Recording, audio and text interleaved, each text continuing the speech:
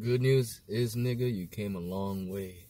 The bad news, nigga, is that you went the wrong way.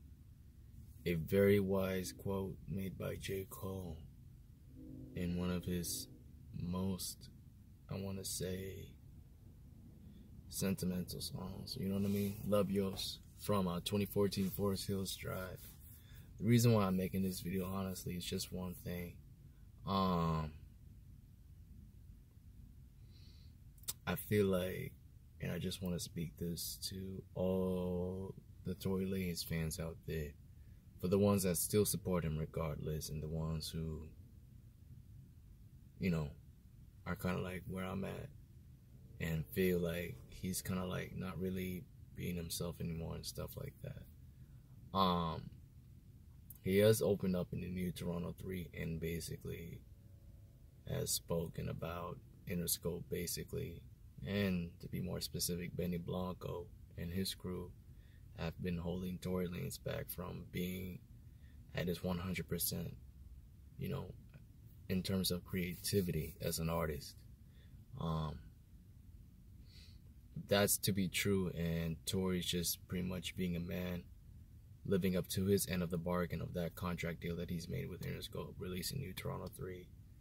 Then I think it's fair to say we all should give him, you know, one more chance and really believe in him until, you know, or at least wait until his next project comes back, you know. The new Toronto 3 definitely for me felt like Tory was going back to his old stomping grounds, you know, with tracks like, you know, it's Pricey and Spicy and Back in Business. I had one commenter told me that Tory mentioned that those songs were old songs recorded in 2017, which was the release date year for the new Toronto 2. Go figure, you know. And that's definitely my favorite new Toronto of all the series, is still 2, man.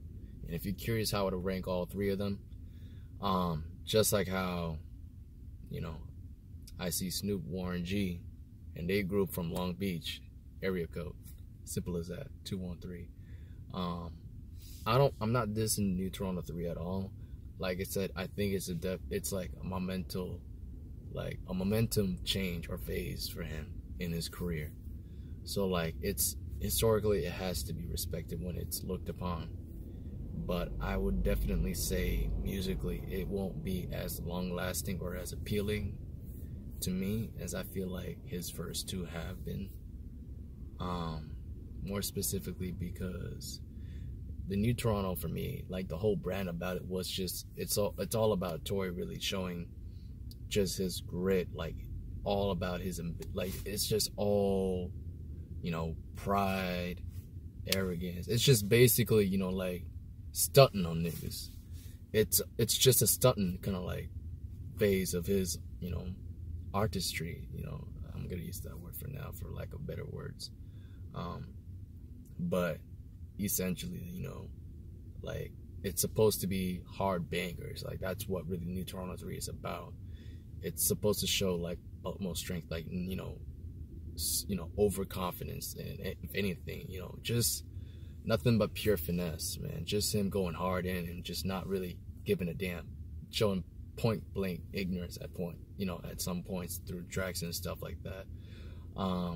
But you know, just being a real street nigga. And you know, 1 and 2 both have come through with that. Like I don't feel nothing but pure charisma going between tracks on those 2 masterpiece mixtapes. But with the new Toronto 3, and I'm not saying it's a bad thing, but it definitely for me is a misrepresentation of what the new Toronto 3 is supposed to be about.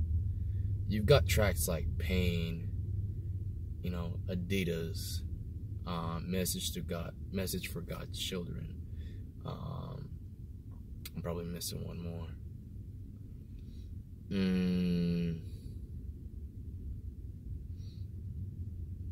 I mean, essentially that's about it. But like songs where it shows vulnerability, you know, shows Tory kind of like on his weak spot. You could even say Dope Boy's Diary at one point too. But like, it's just, there's songs where like he's just kind of like pouring out his heart. Letter to the City 2 could be one, but technically as a natural it would have been more well suited. Um, I definitely think some of the wordplays, or like just the way how he kind of like try to like portray, you know, his feelings and thoughts on certain songs, it kind of like showed him being vulnerable. And don't get me wrong, when Tory really shows that he's kind of like, you know, with his back against the wall, I feel like that's when you get the best out of him. If you don't believe me, I suggest you listen to Lost Cause if you've never listened to that project, because I was definitely getting that vibe from Adidas. Last 40 seconds where he's just singing and he's all about, I gotta make it, and, you know, in the most melancholic tone ever. I don't know what it is, but this dude can just really get you in your feelings, man. Like, especially if you're going through some tough times, you definitely want to be playing some Tory, because you'll feel not only, you know, relatable, but at the same time, like, he kind of like, he still shows that strong-minded mentality in spite of like how bad and gruesome, you know, his predicament could be in front of him. And I think that's pretty cool about him, especially with Lost Cause. Like, the way he plays the wordplay finesse, man, it's just ridiculous. I mean, you don't have to go further than Mama Told Me, but if you need to, you know, there's definitely Gold. There's another track, Priceless, one of my favorite tracks, man, of all time. Like, that dude goes in hard with a chip on his shoulder. I mean, you talk about the ultimate underdog theme song, Priceless. You can't go further than that. That's really what I have to say. But like, that's what brings the best out of Tory. It's like when he feels like he's got something to prove, when he's got a chip on his shoulder, you know, he's got a back on the corner and he feels like he's got no way out, but he's got to go out and wild out like a G. Like, that's really when he brings his best A game. You know what I mean? And when he does, then he takes it to another notch once he feels like he got things under control. And he's really just about boasting and shit. That's where the new Toronto comes in. And it just shows that side of him where he's just all out, like, I'm flexing on you. And, like, you get that vibe going through Pricey and Spicy, Stupid Again, Accidents Happen, Back in Business. You know, you get that, but like Coldest Playboy, where he's talking about how a bitch broke his heart and now it's about grab and go. Like, you know, that track is weak. I'm sorry, but like, compared to New Year / Sauce Baby, where he's like, you got one here, nigga, I got two. Like, that shit is just, I like the way he puts it, you know, like, and he sings it into a melody. You got one, bitch, nigga, I got two with me. Like, it's just clean. And I feel like that's what represents New Toronto the best, man. It's just when he's just flaunting. Like, no point of, like, weakness you could diagnose. He's just having fun with it. Like, to the point where he doesn't even give a damn that he's even, like, he's not even trying to flex on you with a grudge. He's just flexing on you because he feels like flexing on you. And, you know, like, and if he feels like he needs to, then he does it. But then he has songs where he's just going in, bro. Like, dancing. Like, he's just got songs where it's just grimy shit. And you can't touch that. Like, I think that's just dope about him, man. But, I'm hoping, like, you know, if Tory really is about turning the next chapter, man, I feel like he definitely owes it to his fan base to rededicate, you know, a Fargo edition of New Toronto 3. I'm talking about, like, his 100% way, like, how he would definitely create the New Toronto 3. And if he can't make it now, like, because he's kind of, like, in this mindset or, like, in the time of space where he's gonna have to, like, figure out his next move and just kind of go on a go, then, you know, you gotta do what you gotta do. Maybe he might be on some different music mentality. Maybe he might be in a mentality to make cause. I think it might be the best time. Or even Cruel Intentions. You never know. Cruel Intentions too, by the way. My apologies. But definitely, I feel like he definitely owes it to the fans. I mean, not only is it laden with, like, where, like, it just, you know, like I said, it's a misrepresentation of what New Toronto 3 is. And even songs like Who Needs to Love,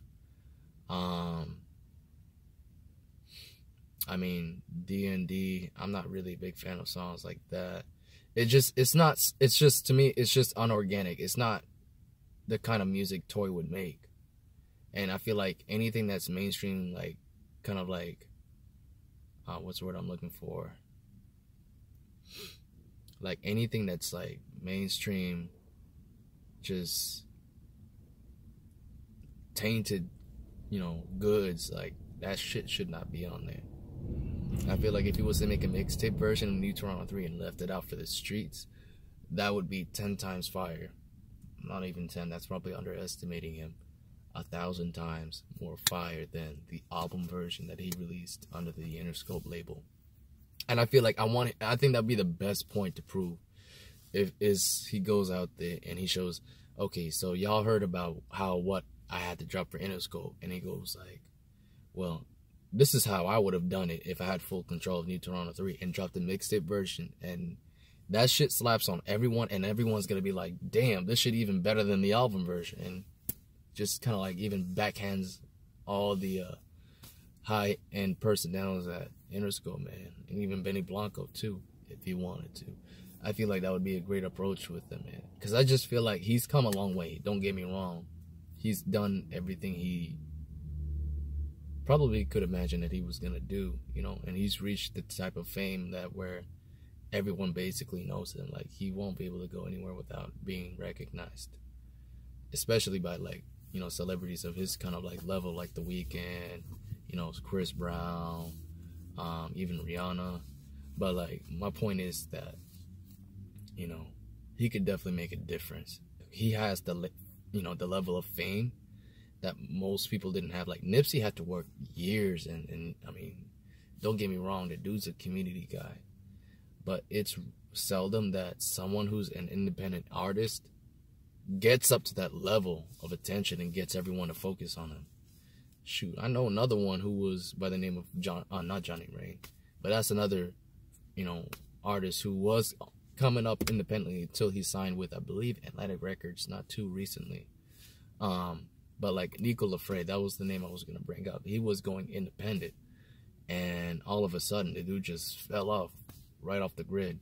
My Nico Lafray fans, y'all know who you are, but like, in fact, that's really how this channel first opened. I was dropping songs from MPLS. This dude was fire. Like, it was between him and Tory who I was playing the most. Like, those were definitely the two artists I was bumping the most, man. And like, he fell off. But unlike those guys, like, trying to get back to the topic, Tory is in a very, very rare position where he has the recognition of being a celebrity. At the same time, now he can be independent. You have a great advantage to even, you know, just take advantage of everything. Like, so this is a grand opportunity for him. And if he's aware of this, which I'm pretty sure he is, you can't botch this. This is something that you're going to have to take your time to figure out, of course. But at the same time, when you do eventually get things around figured out, he's going to surprise the world, man. I feel like this guy just, there isn't a limit. I've heard, you know, enough music going back to like 2014 when I went visited Lost Cause. I went back to visit Chicks Take 2, Conflicts of My Soul, Sincerely Tory, Mr. Peterson. The limit for him on the genres of music that he can explore, as well as like just the creativity he can do with each and every song, it's unbounded. Like, it's definitely, there's no boundaries at all. It's an open world for him. And the more he recognizes that and kind of like fades away from that mainstream kind of like mentality where he's doing pretty much, you know, the same record sound over and over again, I feel like the more he'll come to the realization that his dream of being the greatest artist in the world is not that far away for him to reach. That's just personally how I feel. I really do believe this guy is capable of doing it. It's just more about, is he willing to work hard and to achieve it is the biggest question mark, you know, because there's no doubt about it. He can drop radio songs. He's got people going crazy about him. Songs that even I don't like, that's actually trending right now, he'll make those songs. Won't feel like him, but he'll make it poppin' and everyone's gonna go crazy about it. I mean, Lord knows I faced a lot of hate and rants because I didn't like some songs. I'm dead serious. Doughboy's Diary will never grow on me because that song is so offbeat. I can't stand that shit. It's the worst type of music, but it's what's popping right now. Lil Baby made that shit pop, you know? And I'm not trying to knock anybody's music. It's just when an artist I listen to starts making music that I don't like, that's when it's like, okay, I'm kind of like, are you going to just do this for the moment, or is this going to be like something that's going to go on for a while until the trend dies? And from what I see, this trend isn't going anywhere. So like, yeah, there's going to be times where I'm going to have to cut off listening to some new artists. I mean, I don't even look out for new shit from Travis Scott anymore after Astroworld. That's just me, you know. I don't really fuck with his new music. It's just as fake as Tory's. It really doesn't feel like him anymore. You know, and Eric Bellinger's getting to that point where really I don't even know if he's really making songs about, you know, being with his woman, or if he's talking about songs with, you know, kind of being like a playboy. I don't know. But either way though, we'll see what happens. It's just I gotta be honest. At this point, I'm not sure if I'm really looking forward to any more like projects from the certain artists. I mean, kind of like, I don't know if their music is gonna excite me anymore. Don't get me wrong, the first reaction was cool, and there's definitely like a couple songs I'll keep from New Toronto 3, but like, I don't know like if he's gonna be able to get me excited listening to his music anymore. Maybe I'm being a little too pessimistic, but at the same time, I've really grown as a music producer, and I've grown fond of my own beats. So sometimes they say when, you know, like when you really learn how to do something that you once thought was unachievable, it becomes second nature. So like, in a sense, you kind of almost lose that exciting feeling of like when you hear something unique anymore, because you can end up like diagnosing, oh, like I know how he did this and how he did that, and kind of like, and stuff like that. So but just for me, like, this is just kind of like me releasing it out in the open. Whatever Tory does with his career from this point on, you know, best of luck to him, you know, and I do hope you do get back on your feet and chase those dreams that you wanted, doing the same old kind of music that he was doing when he was getting popping, you know, when he was getting hot, and you know, what got you that recognition from Interscope in the first place. If we get that side of Tory again, you know, and really it's a 50-50, I'm not too sure what's gonna happen, bro. I have to be honest. I mean, I can't say 100% sure. I know if this brother's gonna make that same kind of music again. I don't know, but for the most part, hopefully he goes back to that. Because I definitely, like, I was revisiting some of these songs, man. The lyrics, a couple of them don't make sense. Like Message for God's Children, like he was talking about how in the 90s kid, like he always saw positive things on TV, but now he sees a lot of bad shit and everything like that. And it's like, you're kind of being a hypocrite, because didn't your IG got posted because you let girls twerk on your own video? So it's like, you talking about having a troubled mind. It's like, I get it, but at the same time, you got to look at yourself in the mirror too. Are you part of the solution, or are you part of the problem? You know what I mean? It's kind of like that. So I have an issue sometimes when people say, when they complain about a problem, but they allow that same problem to occur in their own lives as well. It's like, if you got an issue with it, you shouldn't allow it to happen anymore. And trust me when I say this, because like I said, I'm gonna give him one more shot to, you know, any new music that he drops from this point. If it's like back to his old stuff, yeah, I might give it some more listen, but you know, I gotta give the man a fair chance. You know, if it's really Interscope, then the next project that he's dropped, it's gotta be like the stuff that blew my mind, like it once did when I first listened to him, man. And if that's the case, you know, who am I to say, you know, that he was wrong? So at that point, fuck it. You gotta admit what it is. It is what it is. But yeah, that's it. I'm not gonna say anything else. Hopefully y'all enjoyed this.